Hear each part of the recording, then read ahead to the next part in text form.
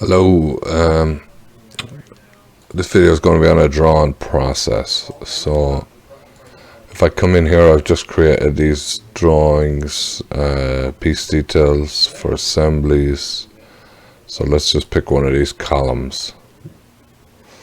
Now I'm going to want to try and squeeze these onto this ANSI sheet.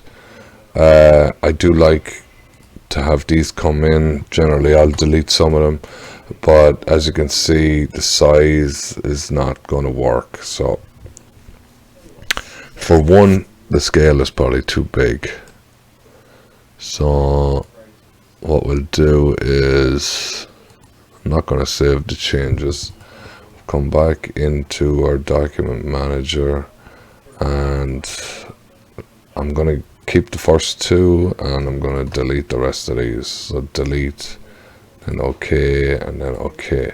So I'm going to delete those, and what I'm going to do is the process for this. So the process I use is this one here. So I'm going to go into that process and take a look. So this is it here, assembly selected, this one. And if I come down here, I want to have a look at this detail style map for a second, so we can see that when I have a main part with column model role, it's using my drawing style ADM column. I also have, it's a little bit messy here, right? You can see, but it works. Okay, the problem is the alternative scales. I'm just giving it the option of 1.5 is to 1. So let's just come in here and change this, apply. I'm not going to use it for now. So what I'm going to do is, let's get my connections or my palettes in here, and let's select all these items. So I already have created the other drawings, so it's just going to create the column ones. So let's go back in here, select that one. I don't need to do this, but I generally do it anyway. So I'll update this and I'll come in and do this.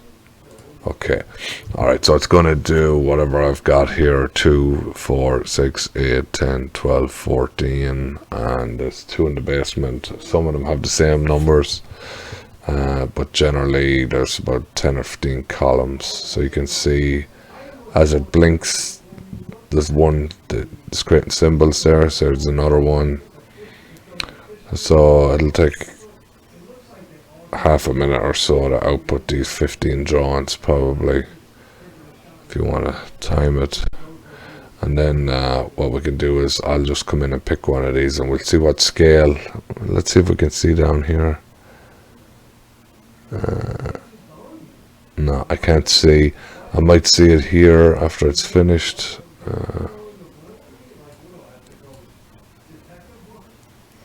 Let's see if it tells us what size. So you can see here, unable to fit 1 of 10 objects. Trying 1 alternate scale, 1 is to 1 foot. Trying 2 alternate scale. So it looks like it's gone to 3/4 is to 1. So that might be actually too small for me. So let's just take a look. I probably should have just done 1 column, right, rather than outputting them all. So let's go and have a look at the assembly detail. And let's have a look and see what the scale is. So the scale is 3/4 is to 1. Which is actually okay, right? So it's almost fitting this on the sheet. So once I clean up some of this stuff and drag some of these dimensions down, delete some of these dimensions, we should be able to squeeze it on here. If not, you can just change your prototype. So I have this set to delete during prototype change. It seems to be a lot going on here, but a lot of this information is useful, so leave it there if it's not running over itself. This I will delete. I generally use that for beams mostly. You can see my drawing style is not set up exactly right, because if it was, this shouldn't have a system line. Doesn't really matter, but this shouldn't have a system line. Also, you can see we'll need some elevations for the tops of these, so generally I'll just come in and insert a point, because I have to come in to check that these points are done anyway, so I don't mind having to come in and put them in, because then I know they're in there. That's kind of my theory. I know it's a little bit of backwards thinking probably, but now I know that they're in on this drawing, right? Now that I've just put them in myself. Then you're going to move some labels around,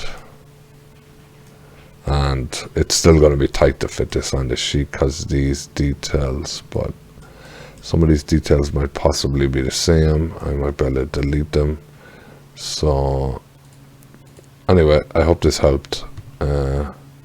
Kind of a different video, I don't know. So the scale, actually I'm actually going to leave it at that, so that's a pretty good scale for me. I'm not sure if that works for you. So that's how you change your scale that's outputting, so your drawings aren't really big. It'll check the alternate scales for you. Okay, all right, take care.